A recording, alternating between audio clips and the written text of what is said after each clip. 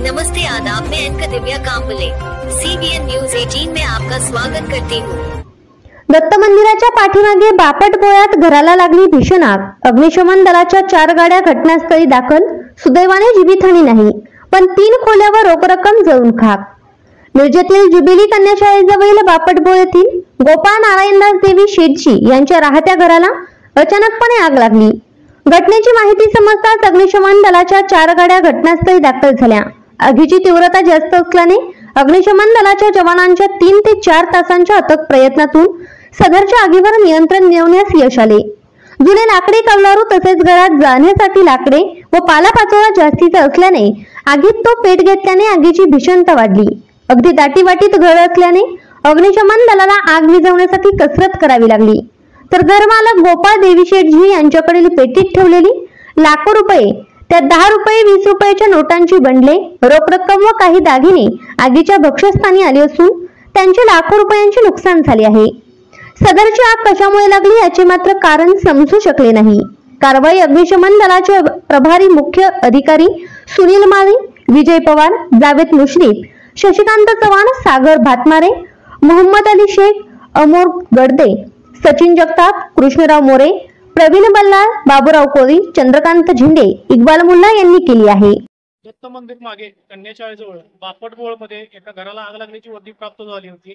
त्यानुसार मिरज अग्निशमन केंद्राकडील एकूण 3 गाड्या तसेच खबरदारी म्हणून सांगली अग्निशमन विभागाची 1 गाडी अशा सर्वांनी मिळून तात्काळ घटनास्थळी पोहोचून संपूर्ण आग विझवलेली आहे। घर मालकांचे नाव गोपाळ देवीदास शेटजी असे असून घरामध्ये त्यांनी जास्त प्रमाणात लाकडं, पालापाचोळा वगैरे जास्त प्रमाणात गोळा करून ठेवलेला होता आणि त्यामुळे आग लागलेली आहे। आगीमध्ये त्यांचे संसारिक साहित्य जळालेले आहे।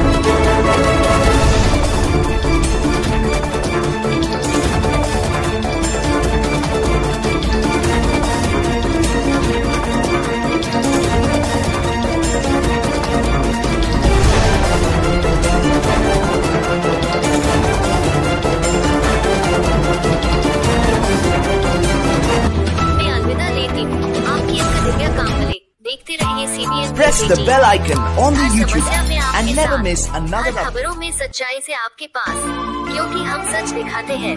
हमारे CBN न्यूज 18 चैनल को सब्सक्राइब करें।